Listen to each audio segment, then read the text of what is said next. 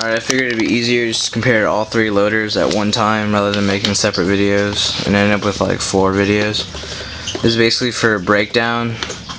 The easiest, as you all may know, is the rotor.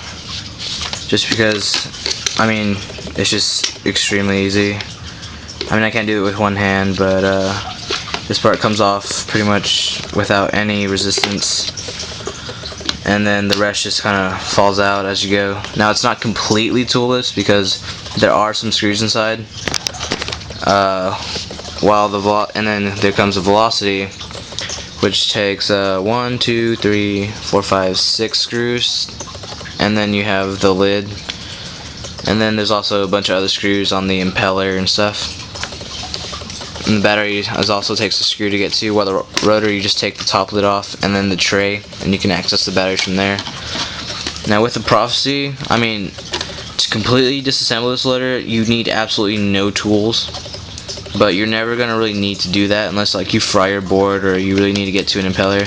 To remove this, I can actually do this with one hand. I just press both buttons and I pull up. The battery compartment's right here. All you need to do to access it is pull this tab and push this tab in and pull the tray up. And then you can either use 4 AA's or you can buy the adapter and use 2 9-volts. They both fit really snugly. Now just from the front taken off, you can clean everything out in there, or you can go from the lid, which you can basically fit your whole hand in, which is awesome for even for loading pods and all that stuff. While the rotor has kind of a smaller mouth. I mean, it fits basically the pod mouth and that's it. You're gonna spill a lot more balls in game than the Prophecy. With the junior velocities, you have a pretty big mouth. I actually big mouth modded this. I cut the extra plastic pieces off. This side I kind of messed up on, and I Gorilla Glued, and then I dyed it black. I never had problems with spilling with this loader, and the paintballs kind of spread evenly because it is so tall. This has no anti-jam feature at all, unless you rip drive mod it. Well, it has an anti-jam, but it's electronic. You have to press the button once, or if you have a Gangstar chip, you can hold it down and it'll force feed it. With the rotor, you have a anti-jam trigger. In most cases, this basically is going to become useless because of the way the rotor is designed. There's a little gear inside that once the ball stack is full, the trigger stops at a point to basically shut the loader off. But when it jams, like when the reverse spinning impellers get a ball stuck between them, this thing is basically loose and there's nothing clipping onto it, so it basically ends up as if you didn't have one, and it won't feed balls like Prophecy's rip drive. The rip drive is basically an anti-jam, battery saver. I mean, if you run out of batteries, you have something to feed balls in consistently. The rip drive knob is actually, they redid it, but it's really small, and I wish it was a little bit bigger. But the design's there. I just wish it was a little bit bigger, a little bit wider. They also have a electrical anti-jam, which is more of a force feed. If you press button A while it's on, it'll spin once while still considering your stack monitoring, so it won't chop balls. As for the Feednecks, this thing is super strong because it is a 3-piece Feedneck. Yeah, this piece comes off right here. It's made from some of the older plastics like that you could find on the Revies.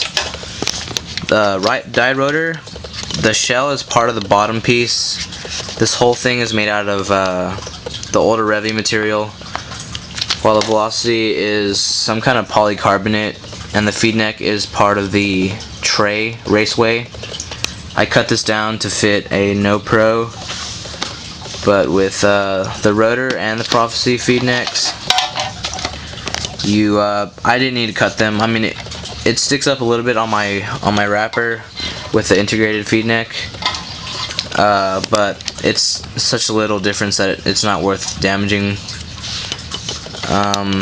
On gun, I'd say Prophecy looks best overall, unless you're looking from the side, which I said in my other videos. Prophecy looks the best.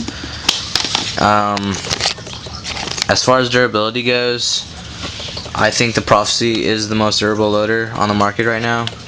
You can see Simon's video under Manaki99. He just like wails on this with a hammer. The Feedneck doesn't break with a hammer. The shells, I mean, he was smashing the nose and all it did was mushroom. So that just says something about the plastic he's using. It's a blend of polycarbonate and some kind of resin on it. Now the first few batches of the Prophecy had problems because the factory messed up the resins. So if you have a problem, just contact Key and they'll fix you up. So far I haven't had a problem with this one. As far as durability on the loader, again I'd go with the Prophecy, just because when it's on the loader, on the gun, it is, both pieces and the Feedneck are held in place by the Feedneck itself, and with the Feedneck there is a little bit of flex when you go backwards a little bit, so that means it'll take higher pressure on it and more force on it to break, while the rotor is very stiff. Now the rotor's Feedneck is a lot thinner than the Prophecy. It's a looser fit in my wrapper, which is the mark, than my Prophecy. And with the VeLocity, everyone knows that these Feednecks are rather thin. They can break a little bit easier. What else I was going to talk about?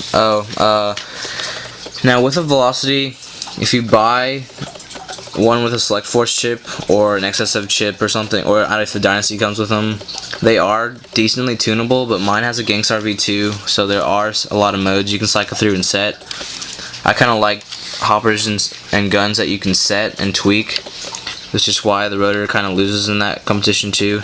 There's only a tension setting on the motor assembly where you can screw it in or screw it out. There's no definite setting. Otherwise it's just a simple on-off, which is also good, but I'm more of a fan of tweaking. With the Prophecy you also have many modes. Actually you have only 4, but sound settings, stack monitoring, and motor speed, and whether or not you want to RF it.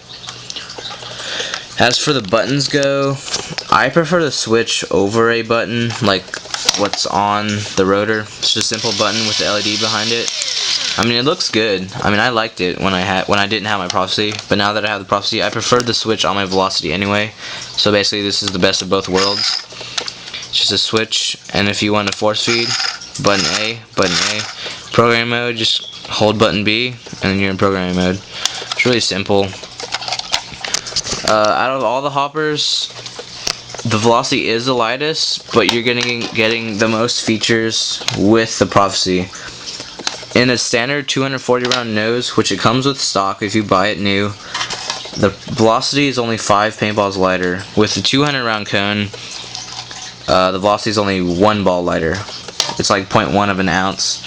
While the rotor is the heaviest out of all of them. It's like something like 21.5 ounces.